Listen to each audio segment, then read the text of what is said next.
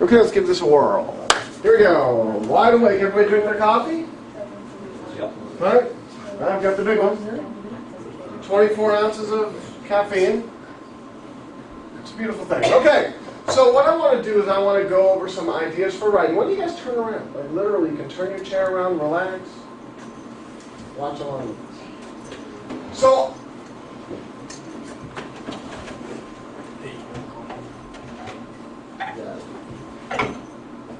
here I've just put a bunch of information about President Obama. And it's just facts, it's just information. He's President of the United States, he was a senator from Illinois. He graduated from Harvard Law School. He is a liberal Democrat. He hired this guy named Bob Rubin as his fiscal advisor, and for the sake of argument, we're going to call him conservative. You know, fiscal, like an economic advisor. The economy went down the tubes in 2008 when he was elected, or right before he was elected. He's currently running for re-election. He was instrumental in eliminating Don't Ask, Don't Tell policy from the military for gay men and lesbian women. He was instrumental in passing healthcare reform. He has supported actions of the Federal Reserve to boost the economy, and he bailed out the auto industry. So, these are just facts. I mean, there's nothing here, there's no argument, this is just information that you have gleaned. Let's say you've gone through and you've read a bunch of stuff about Barack Obama, and you've just found this information and jotted it down as just that. Facts. But let's say that you're trying to, and we're going to work on Gandhi next. Let's say that you are trying to write an essay in which you want to talk about Barack Obama, and let's say from your perspective, you find it odd that he's a liberal and that he hired a conservative economist as his advisor. And you're going through and you're doing research and you're going to write an essay describing or explaining why it is that he hired a conservative as his economic advisor, but he was a liberal. And you did your research and you figured it out. Well, one of the places that we are going to find success as writers is in being able to do so very, very clearly, as opposed to kind of all over the place. So let's start like this.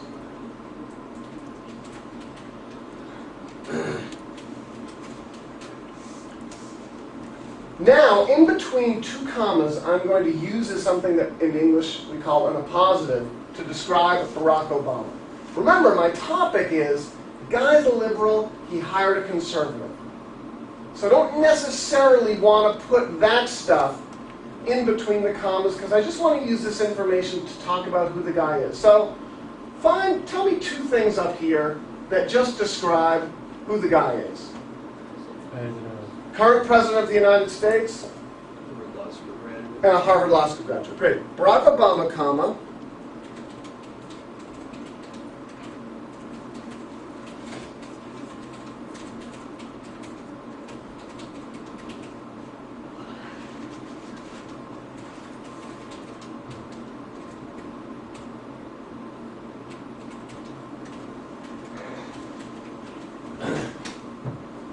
and now I'm going to go on with my sentence. So, God bless you, God bless you. So, in between those two commas, all I've done is essentially create a big adjective to describe Barack Obama.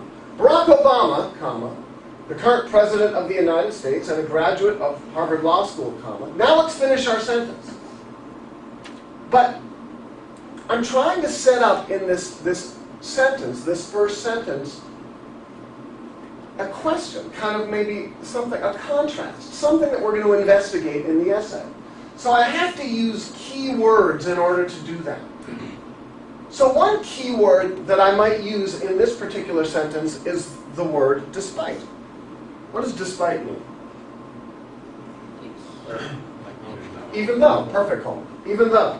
Despite simply means even though, right? So Barack Obama, comma, the current President of the United States and a graduate of Harvard Law School, comma, despite being a self-avowed liberal Democrat, what did he do? Why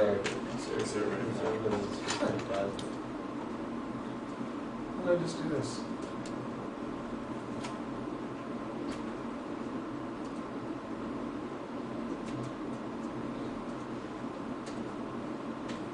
Hired conservative.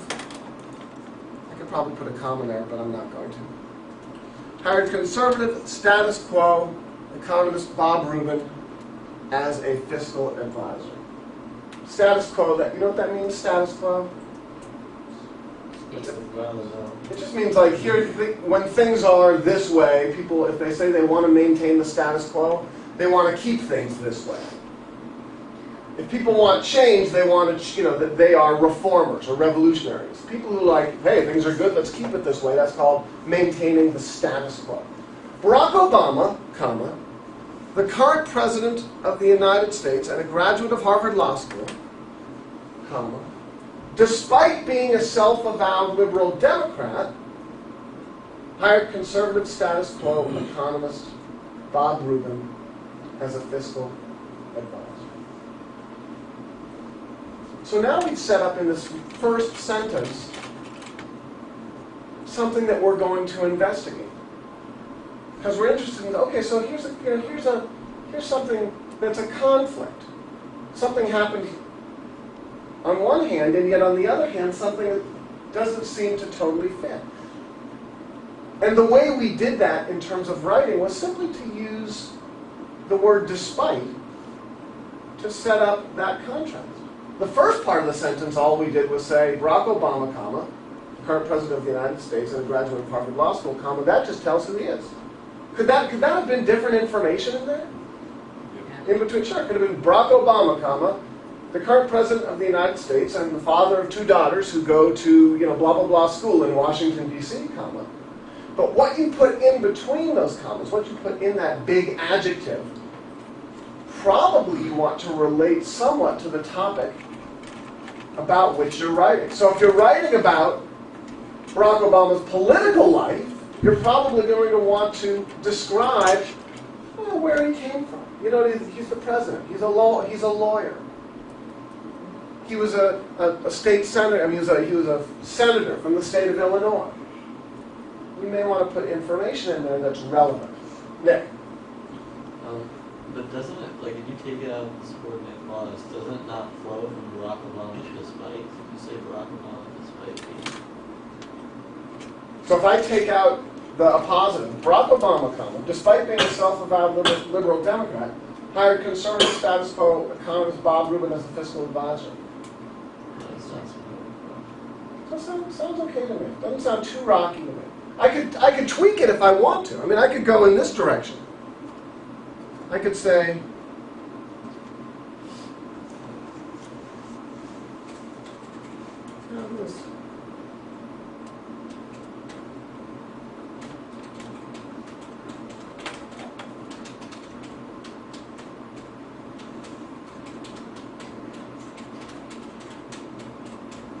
despite being a self-avowed liberal Democrat, Barack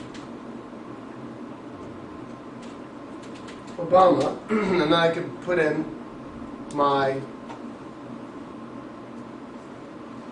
descriptive information, my adjective, if you will, my appositive. Oops. Despite being a self-avowed liberal Democrat, Barack Obama, the current president of the United States and a graduate of Harvard Law School, hired conservative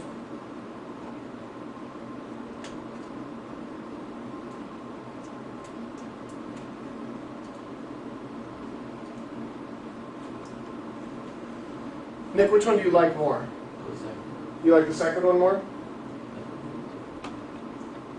What do people think? How many people would vote for the second one? It seems to flow better. How many people the first one? How many people feel like, as my sister would say, it's 6 of one and 7 of the other? Which you realize is not how the expression goes. The expression goes, it's 6 of one and a half dozen of the other. So when my sister said, well, it's 6 of one and 7 of the other, we all sat around the dinner table going, no, it's really not, is it? My sister, who's brilliant, oftentimes gets expressions like that wrong. The other couple years ago, we were hanging out, and she said, well, you know, something had happened in her life. She says, well, the cast is died. And we went, it's really not. The die may be cast. The cast is not died. And she's like, that's what I meant. Anyway.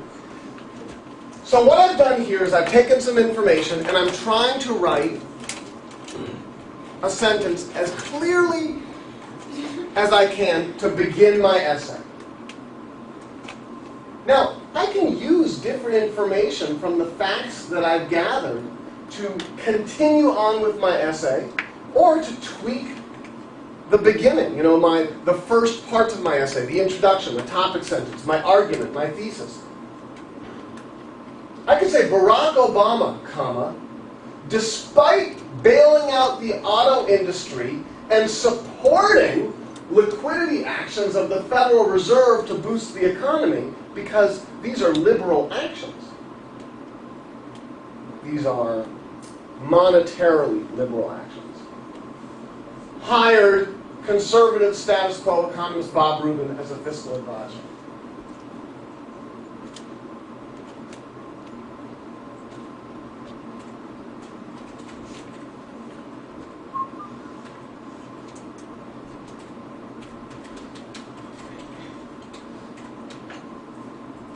Where do we go this way? Despite hiring.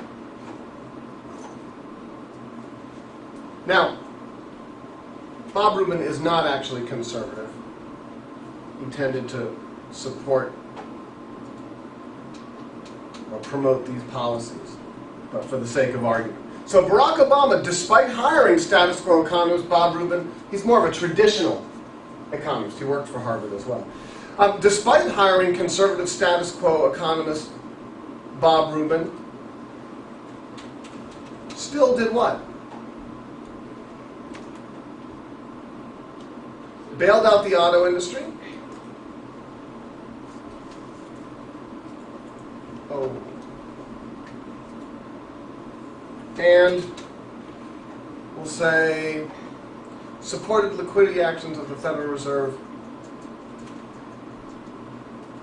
to boost the economy. I'm just giving you writing ideas.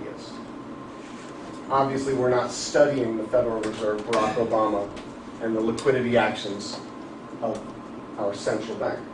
But here again is a way to write that may be more clear than the way some of you have presented your writing in your essays that I have been reading and not commenting on yet in Google Docs. And I'm finding a tad of a dilemma early on here in the year with regard to commenting on your essays, because if I were to say to you, okay, what I want you to do in your essay is to be more clear and use in a positive to try and describe, and you might be like, sorry, not quite sure what you're talking about. And then my next step would be, well, what about like this? And then I would write something for you, and you would say, cool. And then you copy and paste it into your essay, and you're like, here you go.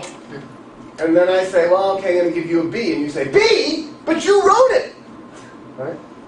Because sometimes teachers will help you edit stuff, and then you hand in what they helped you edit. So what I'm trying to do is give you ideas, and I'm going to put this on the portal, give you ideas for how to construct sentences so that you can then go through your ideas, your essay, and maybe tweak your grammar and syntax. Use your same ideas so that the writing is more clear. Does that make sense? This whole sophomore English thing is all about writing. It's all about writing. Yes, we're going to read, we're going to talk about books, and we're going to, discuss kibitz, etc. But becoming more comfortable writers is the central theme of this entire course. So Barack Obama, despite hiring conservative, even though he hired a conservative guy as his fiscal advisor, he did the exact opposite of what would be considered conservative, and he bailed out the auto industry and supported the central bank in pumping trillions of dollars into the economy. Well, then you might go on and write in the rest of your essay, well, why he did that. Because in the end, what you're always going to be looking to answer is, why? They're always trying to answer that question. Why? You put forward an argument, you put forward a position, and you're going to say, well, why did he do that? Well, maybe he hired the conservative because he wanted other conservatives to feel like he was more middle of the road. But he still did the liberal stuff because all of the other economists said if you don't do the liberal stuff, we're going to have a depression.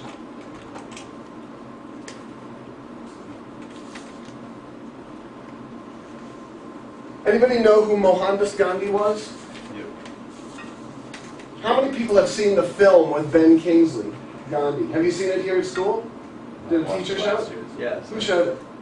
World history. Who's the teacher? Seaward. Genius. One of the great films of all time. Richard Attenborough was the director. Ben Kingsley won the Academy Award for Best Actor. Great film.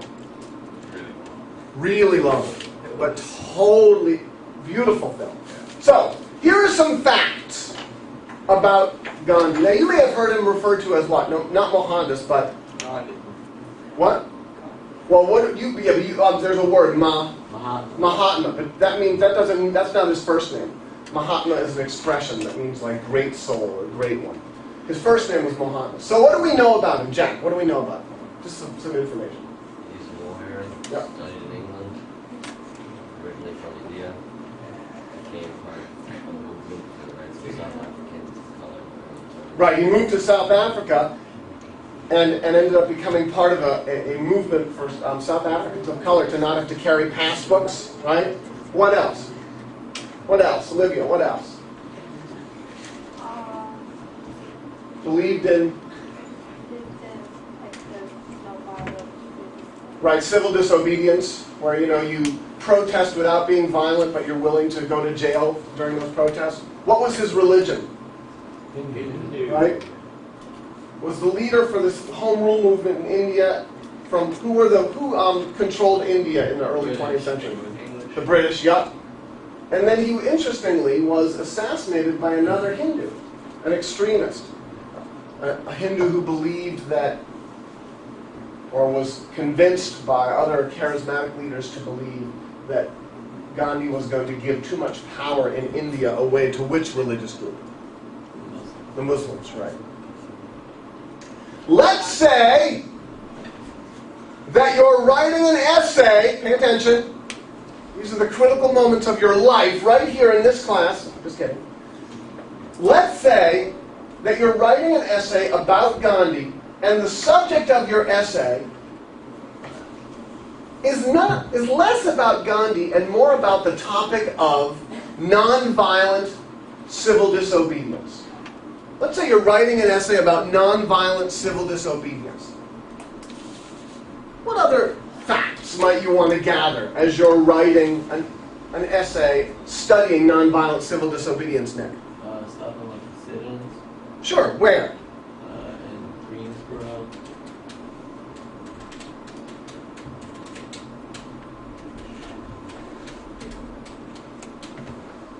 The Civil Rights Movement, Martin Luther King Jr. Do you know who wrote, about 160 years ago, a gentleman from Concord, Massachusetts, wrote a treatise, a little story called Civil Disobedience? Thomas Paine. He was earlier. He was about 100 years earlier. He wrote Common Sense. Right. So Civil Disobedience was written by a guy named Henry David Thoreau. In which it's kind of funny, he refuses to pay his taxes, and he gets put in jail for a couple of days. And he writes this big thing about resistance. I refuse to pay my, and he goes to jail. Because he didn't want to use his tax money to support a war, America was fighting a war in Mexico. He didn't want to support the Mexican War. I think I've got that right. And this is in the late 1840s. Times don't change very much, right? I mean, people are protesting wars, it seems like all the time. There are people who support and people who oppose military conflicts around the world. Civil rights. So this guy Thoreau, Henry David Thoreau, wrote an entire pamphlet on civil disobedience. Gandhi preceded Martin Luther King, right? So Gandhi was practicing civil disobedience in the late 19th century. Martin Luther King was practicing civil disobedience with the American Civil Rights Movement in the mid-20th century. So my essay is going to be about civil disobedience.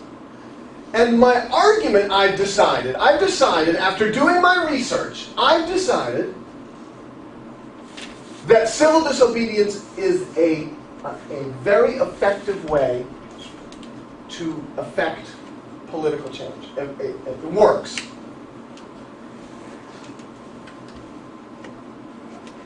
And I want to write an essay in which I focus on the issue of nonviolent resistance, and I want to come at it from the perspective of using Gandhi as kind of the model. So let's take a look.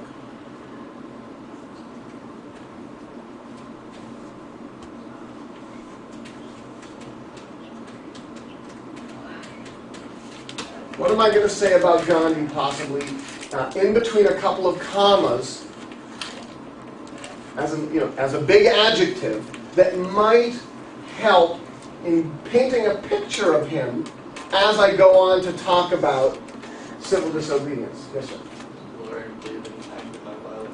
Beautiful.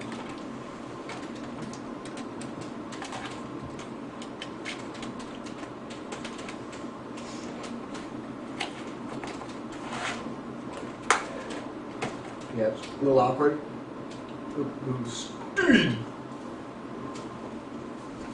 Who studied the law in England.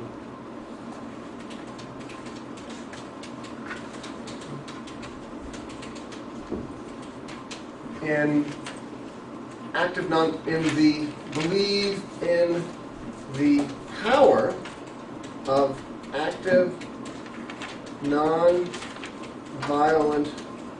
resistance, comma. Mohandas K. Gandhi, a lawyer who studied the law in England and who came to believe, I could say an attorney if I don't want to repeat the word law twice. Mohandas K. Gandhi, a lawyer who studied the law in England and who came to believe in the power of active nonviolent resistance. Remember, our essay is going to be about nonviolent resistance. Well, where would I go with this to close the sentence? Became part of the movement. Yeah, perfect. So why don't I say, Mohandas K. Gandhi, a lawyer who studied the law in England and who came to believe in the power of active non-violent resistance, is the ideal example of how such political action can affect or effect? Affect or effect? Or maybe it's better just to say bring about political change. I don't want to say political twice. Bring about social change.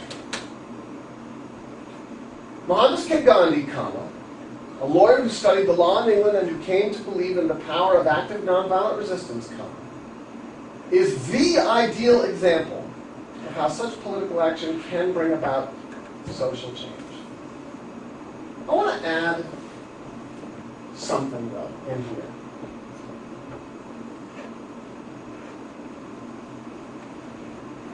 I'm looking at my facts. I said, maybe I'm going to pull something else in here. He was the leader of the Indian movement for home rule in the 20th century. And so, my argument that he was a great example comes from the fact that India was able to eventually gain its independence from England in the late 1940s. What about this? Mohandas K. Gandhi, a lawyer who studied law in England and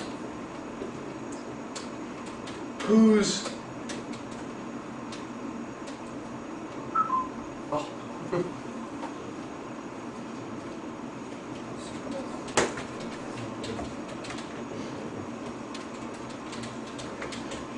led to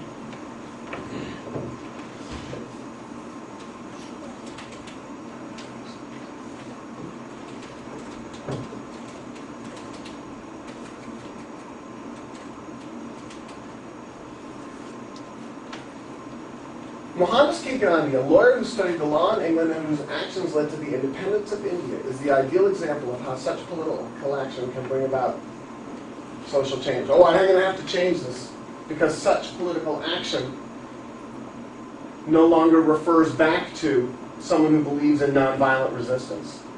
Is the ideal example of how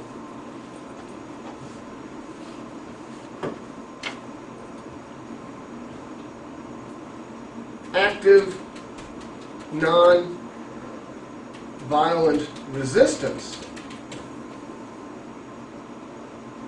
can bring about social change. Again, if I'm writing about nonviolent civil disobedience, and that's my subject, and Gandhi is not my subject, I'm not writing about Mohandas K. Gandhi, I would want to maybe go on and talk about Gandhi's not the only example. He paved the way for other political activists, such as Aung San Suu Kyi in Burma, such as Martin Luther King Jr. in the United States. Around the world, there have been active and yet non-violent movements to create social change. What if I thought that non-violence didn't work? What if I was going to take the politically unpopular, politically incorrect view that nonviolence doesn't work? What if my position was, to heck with it, and I'm trying to keep you away from it, right? Instead, that's your caffeine. It's called adrenaline. Wake up! They're going to go back to the dorm and be like, oh, such a headache from that guy. What if my position is that nonviolence is bad? No, the way you fight revolutions is you pick up guns and you shoot people. And so what if I was to say, I wanted to point out that Gandhi was a failure? That it took 60 years of nonviolent resistance. The Brits were going to leave anyway. Everybody was leaving. All of the European countries were leaving the African nations in the 1940s, 50s, and 60s. I don't believe this. I'm just making an argument. If my position was that I was going to say nonviolence didn't work, how might I tweak the beginning of my essay to convey that idea and only do it by changing a few words? How about this? Mohandas K. Gandhi, a lawyer who studied the law in England and whose actions supposedly led to the independence of India, is often considered the ideal example of how active, nonviolent resistance can bring about social change. Or I could even say, is often, and I'm just going to put in parentheses, and incorrectly considered the ideal example of how active, nonviolent, incorrectly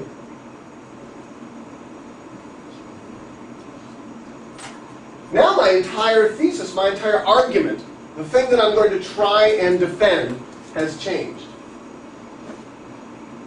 And then, of course, I have to go through the rest of my essay and I have to back up my arguments. For example, took 60 years. Everybody, all the European countries were bailing out on their colonial holdings anyway.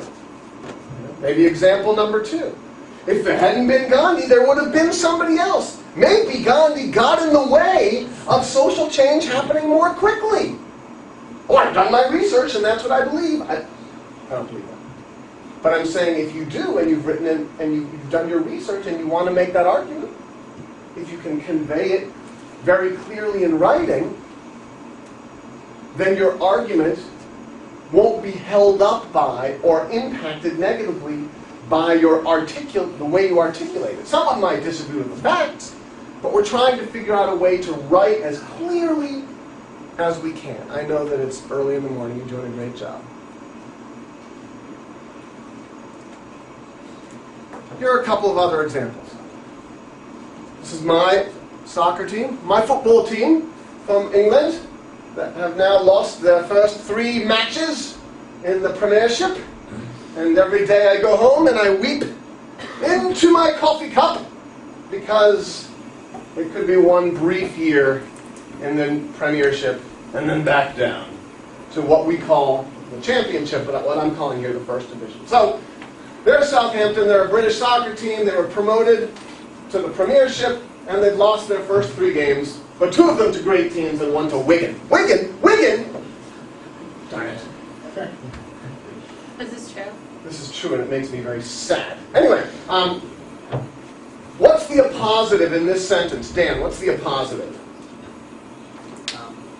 An English soccer team and a recently promoted to the first tier. Exactly. That's the stuff that describes who the Southampton Saints are, right? When you are writing and you are revising your essays, don't be afraid to employ this writing style, this tactic, in describing your subjects or even other parts of your story. Hurricane Isaac. What are the facts, Kels, about Hurricane Isaac? I did a little research. I read USA Today, that wonderful bastion of intellectual information. You know you're in trouble when a newspaper is color, right? Because the minute a newspaper is color, like it's immediately like, oh, I bet you the content here is, it's Disney newspaper. What's the information here, Kels? That Hurricane Isaac hit. It hit New Orleans. It flooded other parts of the city. It did. The levees, the new levees that they built after Hurricane Katrina held, right? So that New Orleans didn't get massively flooded again. What was it? What kind of a storm was it? A Category 1. Right? And it hit on the 7th anniversary of Katrina. Right? So, To the day. Exactly. To the day. Seriously? Yeah, like to the day. Wow. Yeah. All right. So here was the essay, the sentence, or this is what we were working on in one of the other classes. We were saying, okay, we're going to look at Hurricane Isaac, and what we're studying. A teacher has said to you, your subject, Andreas, today, to write about Hurricane Isaac is to explain to us why it didn't destroy New Orleans, but other parts of Louisiana got trashed. And so then what do? What's your first step when you've been given your assignment? I check the facts.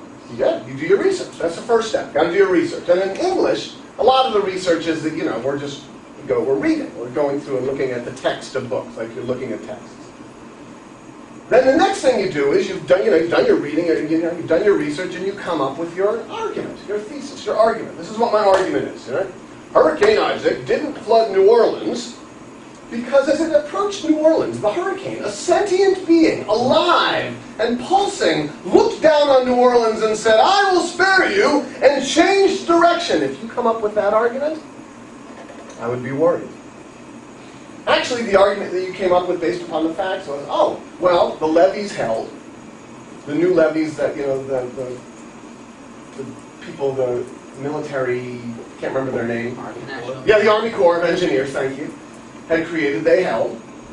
And the storm wasn't as strong as Katrina. Katrina was a Category 3 storm with like 135 mile an hour winds. And Isaac was only 95 mile an hour winds. Right? And the storm path it brought it over New Orleans in a way that it didn't get maximum wind blowing like off of Lake Pontchartrain. But let's say in your research, Andreas, that you've come up with the argument that, wow, even though it didn't trash New Orleans, it totally trashed all these other places. Plaquemines Parish got just flooded out. So how's this for a sentence? Although Hurricane Isaac, comma, and now we're going to do what? We're going to just talk about Hurricane Isaac.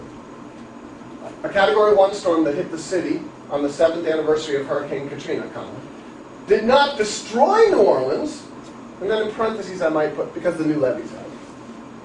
It nonetheless overwhelmed parts of Louisiana not impacted by Katrina. So you're making the argument that, well, even though Hurricane Isaac didn't destroy New Orleans, it sure did really hurt, injure, damage other parts of the state. Well, now you have to tell me why. First of all, or to begin with, the Army Corps of Engineers did an excellent job in building up the levees in New Orleans. And then you might put a quote in there from the Army Corps of Engineers.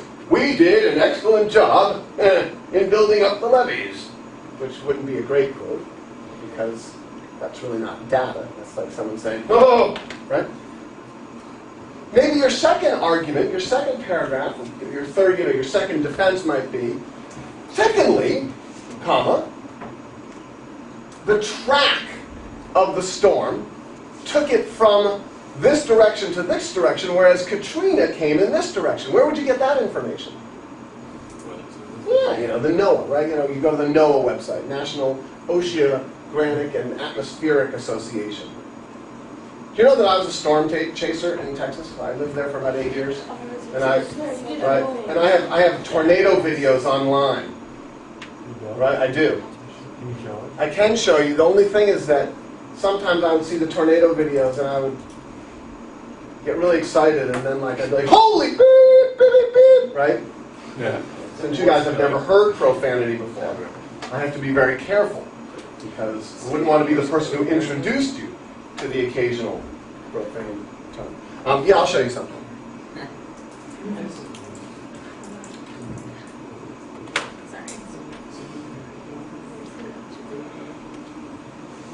Here's another.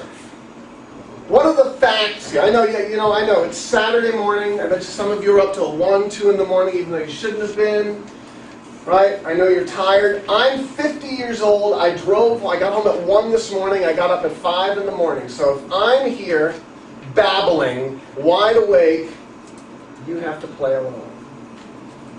Facts about the Taliban. B, facts about the Taliban. What do we see? Me? Sure. Alright. They're a former political party in the World Afghanistan. Right. They were an Afghani political party. They're known for their actions and violence against women. Very anti-woman, very bad. Regain power.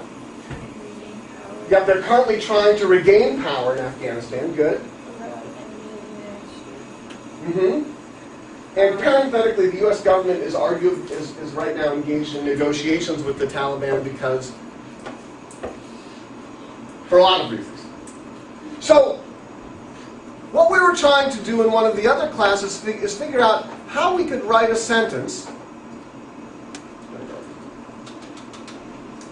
that gave us this, because we did research in the other class, we didn't, I did, pretending. And we came up with the argument, the thesis. Our position was that, hey look, even though, what we were investigating was, even though the Taliban is really a nasty group in terms of the way they treat women and a lot of human rights issues, the U.S. government is still negotiating with them, and we want to investigate why. So we're going to start off our essay by saying, even though the Taliban is an avowed enemy of the United States, the U.S. government is actually engaged in negotiations with them. And we just threw this in here, this whereas on the one hand and on the other, and it's not great. We would change this because it's a little clunky. It's not totally fluid. We wouldn't say probably, whereas on the one hand, the Taliban, and now here's our positive, the former political party in power in Afghanistan and a group known for actions of violence against women, is an avowed enemy of the United States. On the other hand, the U.S. government is currently engaged in negotiations with them. So that's really not on the one hand, on the other hand. It's more like a even though. Even though the Taliban, the former political party, etc., is an avowed enemy of the United States, the U.S. government is nonetheless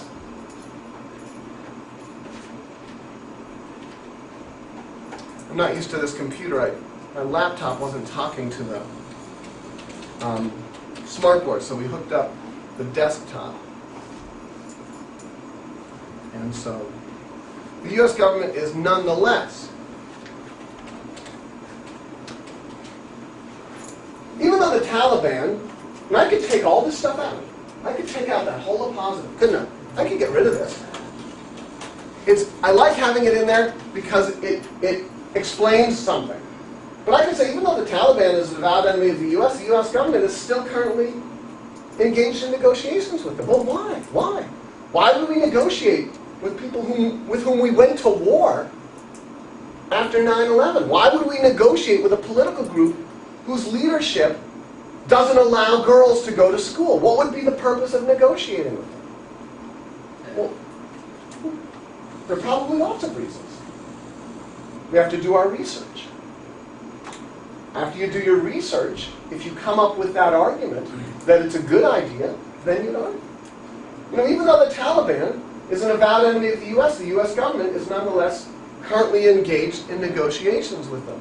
And then you might say, he says, bumping into the chair, while on the surface, this might appear hypocritical,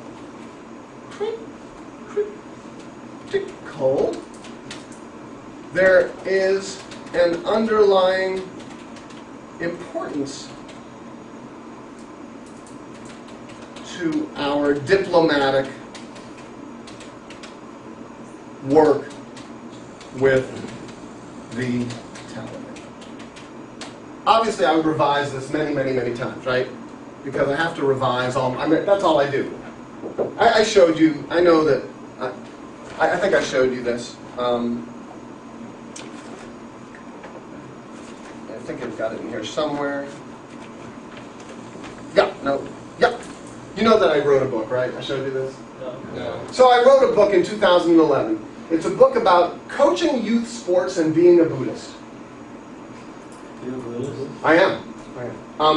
I'm Jewish by cultural background and a Buddhist by sort of the last 20 years of investigation. 93 pages, not a long book, small book about coaching youth sports and about Buddhism. I started it in September of 2011. I finished it in May of 2011. The first draft of the 2010. 2010 I started it, finished it in May of 2011. First draft of the book was probably about 200 pages long. Blah, blah, blah, blah, babble, babble, blah, just a whole bunch of stuff. And then I edited. It took me 8 months to get down to a point where 93 pages made sense. It's just very to the point. I edited, I kept cutting stuff out. I must have revised it 200, 300 times. During my free time, I would constantly go back and revise different chapters. Revise. You're always looking to revise your work. And what I'm doing this morning, on this beautiful Saturday morning, is simply giving you some food for thought as to how you might use some tools in your writing. Because some of you are not fabulous writers yet. You will be. But you have to practice. It's a practice. How many people here play competitive sports? I've seen some of you play competitive sports. Jack, how long have you been playing soccer?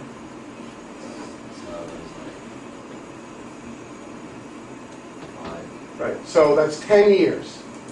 So how many games of soccer do you think you've played in your life? Probably over 1,000. And how many practices? Probably thousands of practices. And how many hours on the field? How many times do you think you've struck a soccer ball? Uncountable. Probably about. Probably 10,000 or more. Practice. How many people are musicians? How many musicians? Wow. I've been playing the guitar for 30 years. When I started playing the guitar, I practiced the guitar every day for 2 hours. Practice. Now I play around New England at clubs when I'm not busy. After I had children, it became a little bit less. More difficult because I was busier. My daughter plays the violin. She's going to be a concert violinist. She's already kind of there. She started playing violin when she was 3 years old. She's 10 years old now. It's just practice. Writing is the same thing. She practices an hour of violin a night. She gives me scowling looks when told to practice. I don't want to practice. I know, practice. Same thing, writing. It's not something that's going to come like naturally. Some of you it may come more naturally than others because you read more, but it's a practice. It's revision, revision, revision.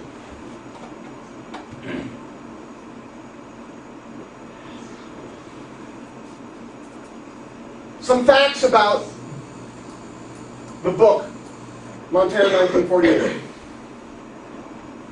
A guy named Wes Hayden. He was the sheriff of Bent Rock. He was David's father. David was the narrator, right? Wes was Uncle Frank's brother. Wes, from what we saw, knew that Uncle Frank was abusing women in Marie's community. My essay is going to be about how he was lacking honor. What's the appositive in that first sentence I wrote there? What's the appositive there? Sheriff of Bent Rock maintaining Uncle Frank's brother. Right, just giving some information. I could choose different information. I could say Wes Hayden, a gentleman who couldn't go to war because of an injury to his leg, and who always had a chip on his shoulder against his brother Frank, was a man profoundly lacking a sense of honor. Wouldn't it be interesting if I put that in between the commas as opposed to this? What if I put as my appositive, my description of Wes Hayden, a man bent on the destruction of his brother because of the jealous rage that he felt for the aforementioned, was a man profoundly, right? So what I put in between those commas can impact the story that I'm telling. But I'm going to go on here and I'm going to argue why he was lacking a sense of honor. And I can start by just saying, look, to begin with, he knew that Uncle Frank was abusing women in Marie's community, but he only moved to arrest him when he thought he was a murderer. And then I would go on to argue why that's problematic. Because some people might say, but I would say, and here's my, it seems abundantly apparent that a man charged with upholding the law, who picks and chooses which laws to enforce, is a man who puts loyalty and personal preference over honor. I'm just making an argument. Someone in one of the other classes made the brilliant observation that, hey, couldn't you write an essay in which you compare what's considered honorable in 2012 to what was considered honorable in 1948? Brilliant, brilliant. Absolutely. Then your argument, sort of how you framed your essay, would change. Wes Hayden, the sheriff of Bent Rock, Montana, and a man who, for his time, was considered honorable, would not be honorable by our standards in 2012. Ooh, then what would my essay be about? What would I have to write about in the rest of my essay? Comparisons of honor through time. What was considered honorable in one period versus what was considered honorable in another. Awesome. You guys are awesome for hanging in there for these 50 minutes of my yammering on. Thank you very much. Good day.